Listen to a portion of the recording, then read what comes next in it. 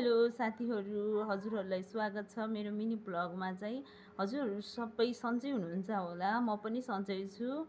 म हजुरहरूको प्यारी आरती। आज चाहिँ हजुरहरूलाई मेरो मिनी ब्लगमा चाहिँ के देखाउन चाहेकी छु भने मेरो बारीमा चाहिँ के छन् त त्यो सबै देखाउँछु ल। हेरेर साथ सपोर्ट दिनुहुन्छ भन्ने मलाई पूर्ण विश्वास छ।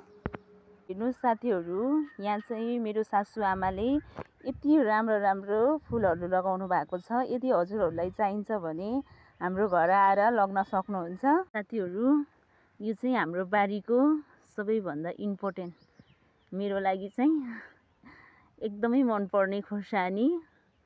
एउटा टिपियो पनि है, झुकेर टिपियो, केही भएन, टिप्नु नै पर्ने थियो बट टिपियो, ठिकै छ। भेन्डी फुल्दैछ। हामीले चाहिँ प्राय घरकै सब्जीहरू नै युज गर्छौँ। अनि बाहिरको भन्दा पनि घरकै खानु राम्रो हो नि, स्वास्थ्यको लागि एकदम राम्रो हो नि त। अनि यो हाम्रो घरमा चाहिँ मकै, अनि हेर्न सक्नुहुन्छ भेन्डी, यहाँ पनि खुर्सानी छ। यहाँ खुर्सानी एकदम राम्रो भइराखेको छ बट अहिले चाहिँ टिप्दैनौँ, अलि पछि टिप्ने हो। हल्का हल्का बतिला छन्। त्योहरू यहाँ हेर्नु न, यो चाहिँ आँप, यसमा चाहिँ 2टा मात्रै आँप फलेको छ क्या। हेर्नु न कस्तो राम्रो फलेको छ। यो खानु आउन सक्नुहुन्छ पाकेपछि, बट अहिले चाहिँ सानो छ। हजुरहरू ठुलो भएपछि आउन सक्नुहुन्छ। यो सेमी हो, सेमी चाहिँ सानो छ। सानो भएर अहिले चाहिँ हामीले सब्जीहरू लगाउनु भएको छ बारीमा। चाहिँ एकदमै राम्रो भएको छ सब्जी अथवा सागहरू पनि हेर्न सक्नुहुन्छ। बाहिरको भन्दा पनि घरकै खुर्सानीहरू युज गर्छौँ। अनि त्यही भएर पनि खुर्सानीहरू धेरै छ कि, खुर्सानीको बोट बिरुवा धेरै छ।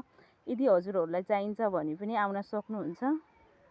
देखेर फेरि जम्मा 2टा आफूले खाने कि मैले खाने भने चाहिँ नसोच्नु होला। यहाँ चाहिँ आँप छ, ठुलो भएपछि हजुरहरू आउनु होला, बट अहिले चाहिँ सानो छ ल साथीहरू। चाहिँ इम्पोर्टेन्ट कुरा चाहिँ सब्जीमा नहुने कुरा चाहिँ टमाटर एकदमै राम्रो भएको छ। अहिले काँचै छ बट पाकेपछि एकदम राम्रो भएको छ। अहिले टिपेको पनि छैन। हेर्नु न साथीहरू, के भएको कि टमाटर कस्तो किराले खाएको छ, हेर्न सक्नुहुन्छ। प्रायः हामी त बाहिरको भन्दा पनि घरकै खानाहरू सब्जीहरू मन पराउँछौँ क्या। बाहिरी औषधिहरू हालेको हुन्छ नि त, अनि त्यही भएर घरमै लगायो भने राम्रो पनि हुन्छ, स्वास्थ्यको लागि एकदम राम्रो पनि हो। र इम्पोर्टेन्ट चाहिँ यो अनार पनि बतिला लगाएको छन्। अहिले अनार पनि हुनेवाला छ, बट मलाई चाहिँ एकदम मनपर्छ, मेरो फेभरेट हो। हजुरहरूलाई पनि चाहिन्छ भने ठुलो भएपछि आउनु ल। हजुरहरूलाई देखाइराख्छु, मेरो बारीको भ्रमण गराइराख्छु। यदि हजुरहरूलाई पनि अनार चाहियो भने, आँप चाहियो भने आउन सक्नुहुन्छ।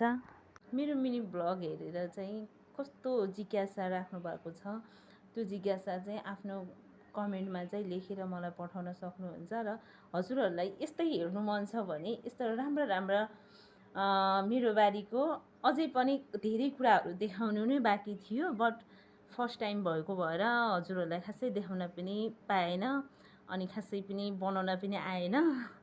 त्यही भएर साथ सपोर्ट दिनुहुन्छ भने लाइक सब्सक्राइब गर्न चाहिँ नबिर्सिनु ल। सबैले साथ सपोर्ट दिनुहुन्छ भन्ने मलाई पूर्ण विश्वास छ।